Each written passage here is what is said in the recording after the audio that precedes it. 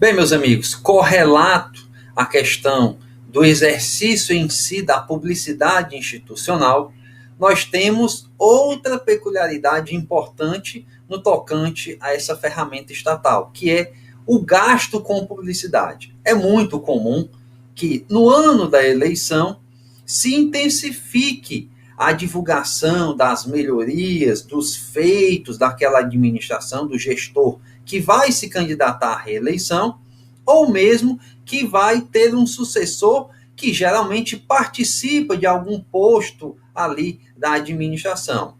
E exatamente para que se breque, se evite o uso massivo de dinheiro público para a promoção do gestor público, foi que surgiu a nova redação do artigo 73, inciso 7º, segundo o qual é proibido realizar no primeiro semestre do ano da eleição despesas com publicidade dos órgãos públicos federais, estaduais ou municipais, ou das respectivas entidades da administração indireta que excedam a média dos gastos no primeiro semestre dos 3 últimos anos que antecedem o pleito.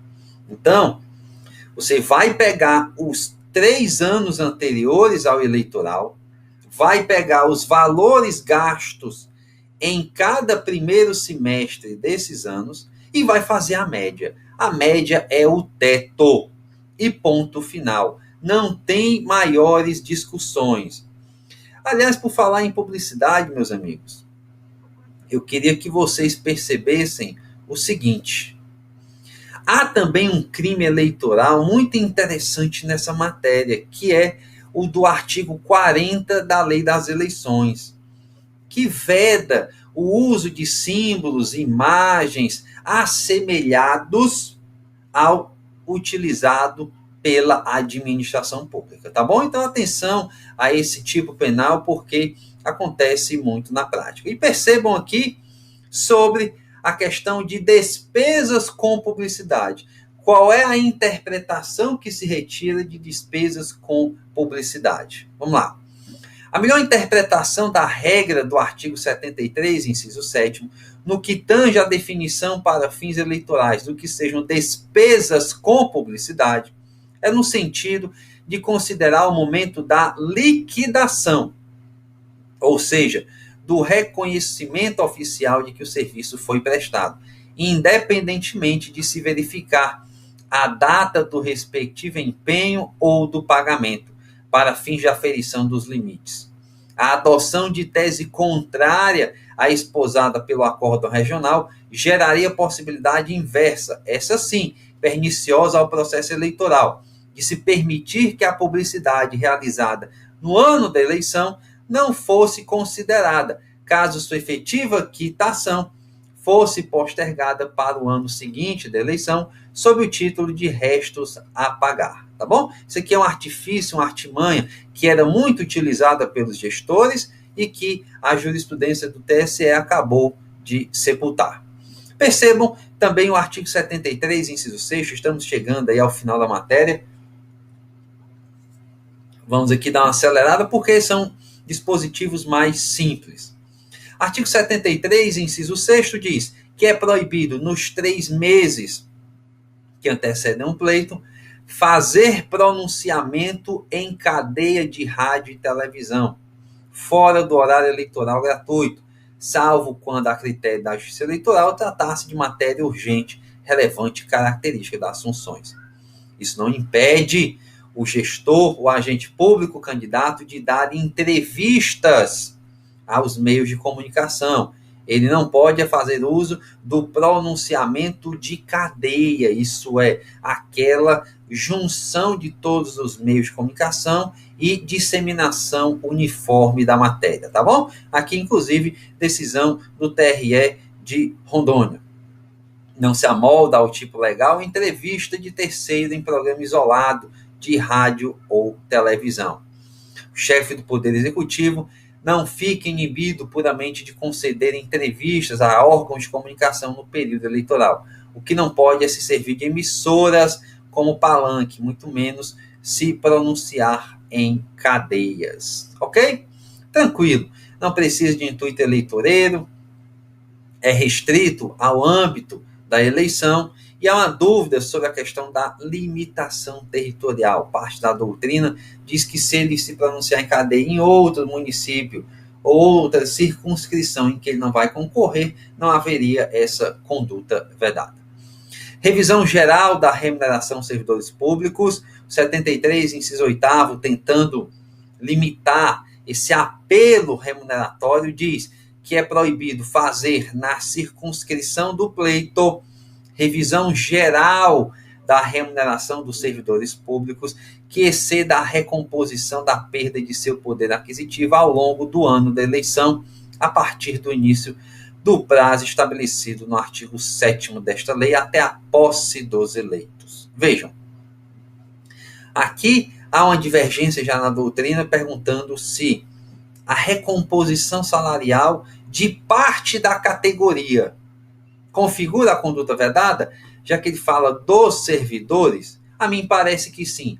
Toda e qualquer recomposição que exceda a média, né, o déficit inflacionário, ele configura conduta vedada, porque a lei não fez restrição a todas, a maioria das categorias, e, portanto, à luz daquela interpretação restritiva, nós não podemos adotar entendimento diverso, tá bom?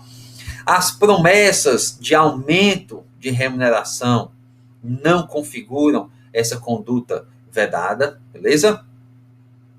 Percebam que o teto, de fato, é um índice inflacionário e não pode haver, ainda que haja votação, não pode haver a sanção. Olha só, a sanção de projeto de lei municipal e sua publicação dentro do período vedado, que tem por objetivo valorizar a carreira do servidor público, configura conduta vedada. Beleza?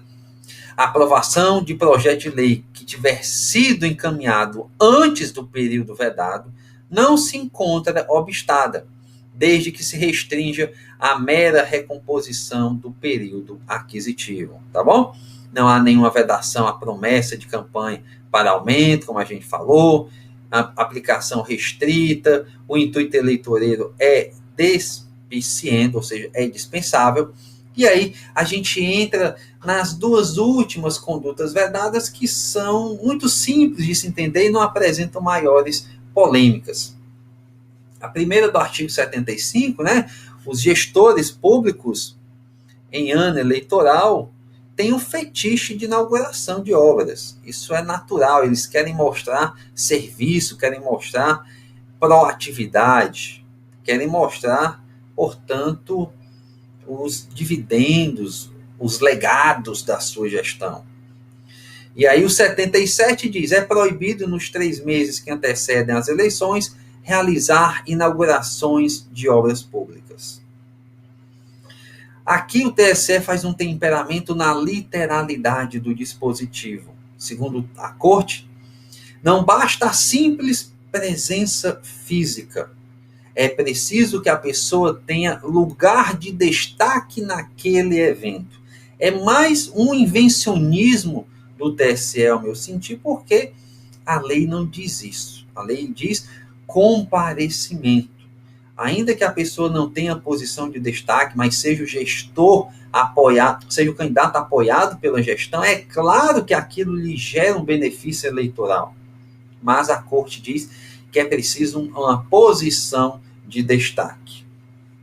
E o 75 fala que é proibido que a inauguração de obra pública aconteça com shows patrocinados com recursos públicos. Os famosos showmícios. Percebam que hoje a nova moda são atores, são cantores participarem gratuitamente de atos de inauguração de obras públicas, de comícios, de showmícios. Isso não é conduta vedada, mas isso é um claro indício ou um elemento inicial para uma apuração de abuso de poder econômico, tá bom? Igor, E se o gestor for um cantor, for um ator, e ele na inauguração faz ali um show de mímica, faz um show de imitação, ou faz um show de música, é conduta vedada? Não, porque não está havendo patrocínio estatal daquele show, embora, né, você tenha que verificar todo o contexto do evento para ver se ele não faz qualquer alusão à sua reeleição, porque aí sim configura a conduta vedada. Tá bom? Esses são os principais aspectos dogmáticos dessas condutas vedadas eleitorais.